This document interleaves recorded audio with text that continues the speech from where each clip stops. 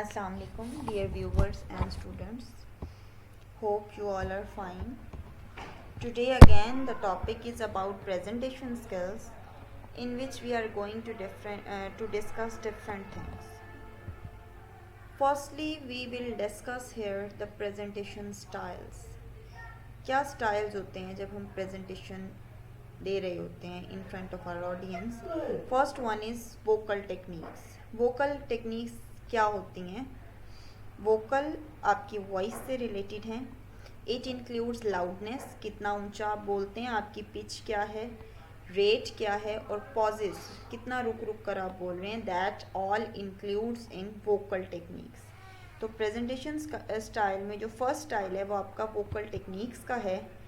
Second is about body language. आपकी body language कैसी है, आप प्रेजेंट करते हुए आई कांटेक्ट मेंटेन रखते हैं ऑडियंसेस के साथ या नहीं रखते. आपके जेस्चर्स क्या हैं, किस तरह के जेस्चर्स एंड पोस्चर्स, कैसे आप इशारे कर रहे हैं, आपकी क्या मूवमेंट्स हैं. तो आपकी जो बॉडी लैंग्वेज है वो बड़ा मैटर करती है जब आप प्रेजेंट कर रहे होते हैं. Third thing is use of space. आपकी मूवमेंट जो है वो कैसी है, क्या हर बंदा आपको देख सकता है. ऐसा तो नहीं है कि स्पेस नहीं है और आप हर जो आपके ऑडियंसेस हैं उनकी एक्सेस ही नहीं है आप तक. उसके बाद नेक्स्ट थिंग जिसको हम देखते हैं अपनी प्रेजेंटेशन में वो है कंटेंट एनालिसिस. कंटेंट कैसा है हमारा, हमने जो कंटेंट बनाया है वो कैसा है. First we have to prepare and check the outline. हमने क्या प्रिपेयर किया है और उसकी आउटलाइन है उसको चेक करना है. फोकस्ड ओपनिंग आपकी होनी चाहिए. ओपनिंग जिस टॉपिक के बारे में आप प्रेजेंट कर रहे हैं उसी पर फोकस रहना है. Objective sets and achieve. आपके ऑब्जेक्टिव्स कुछ सेट होने चाहिए और एट द एंड आपने उनको अचीव करना है. और वो ये सब चीज़ें वेल ऑर्गेनाइज्ड होनी चाहिए. एक सिस्टमेटिक वे में आप इन चीज़ों को लेकर चलेंगे.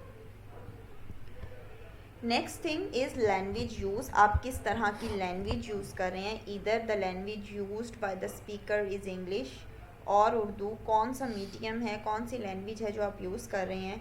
Designing graphs. आप ग्राफ्स जो डिज़ाइन कर रहे हैं वो किस तरह के हैं, क्या वो पाई चार्ट्स हैं, बार चार्ट्स हैं, क्या है.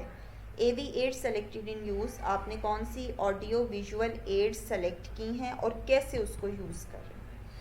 तो कंटेंट एनालिसिस में हम इन सब चीज़ों के बारे में डिस्कस करते हैं.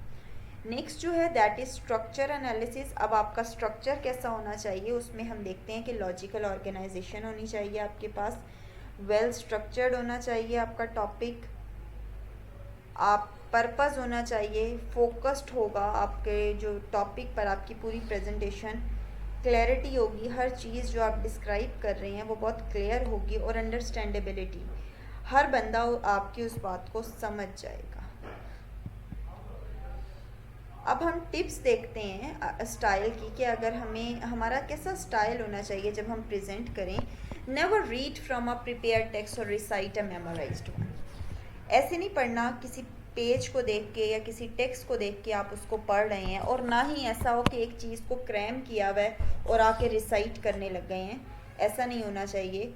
आपके शॉर्ट वर्ड्स होने चाहिए, सेंटेंसेस या शॉर्ट पैराग्राफ्स होने चाहिए ताकि आपके ऑडियंसेस आसानी से उस बात को समझ सकें. Avoid jargon and abbreviation.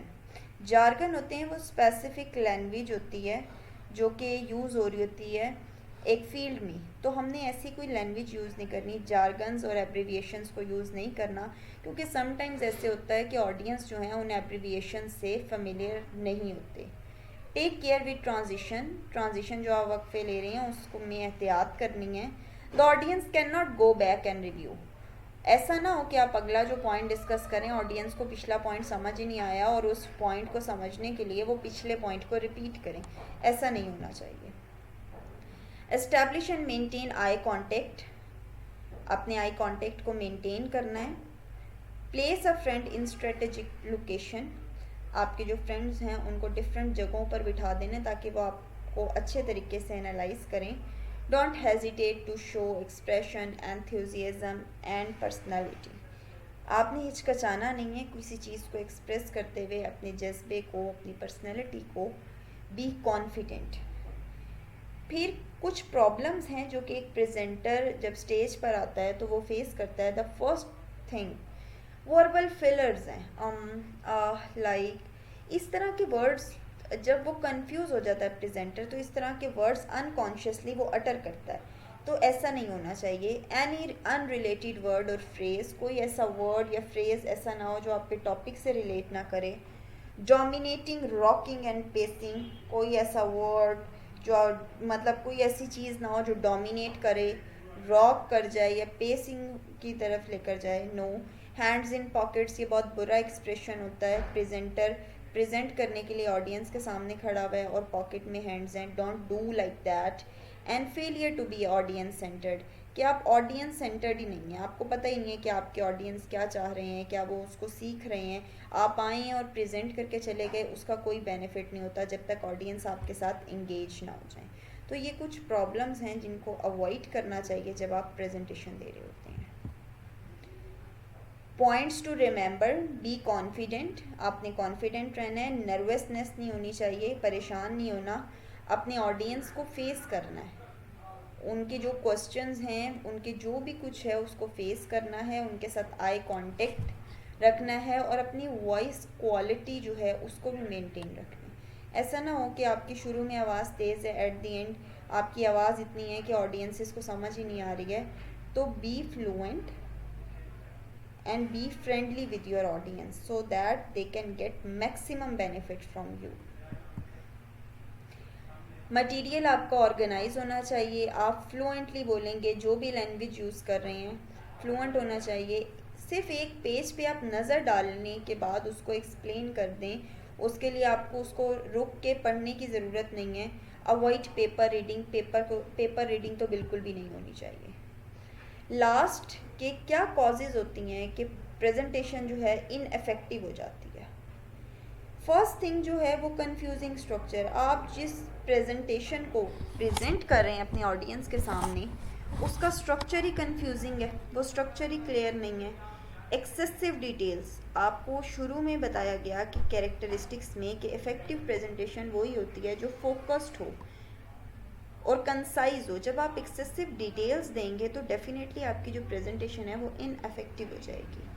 Poorly design slides, आपकी स्लाइड्स ही अच्छे तरीके से प्रिपेयर नहीं, या तो इतना ज़्यादा मटेरियल है आपसे पढ़ा ही नहीं जा रहा, आपको समझ ही नहीं आ रही कि उसका फॉन्ट साइज़ इतना स्मॉल है. तो आपकी डिज़ाइन स्लाइड्स जो हैं वो अच्छे तरीके से होनी चाहिए. Failure to motivate the audience, आपने प्रेजेंट कर दिया एक टॉपिक लेकिन you are fail to motivate your audience. This is also a major drawback of presentation that makes a presentation ineffective. ये सारे पॉइंट्स थे जो हमने डिस्कस करने थे प्रेजेंटेशन में. Hope you will understand all these points. Still if you have any question to ask me in comment box, I will reply you as soon as possible. Nice meeting to all of you. Allah Hafiz.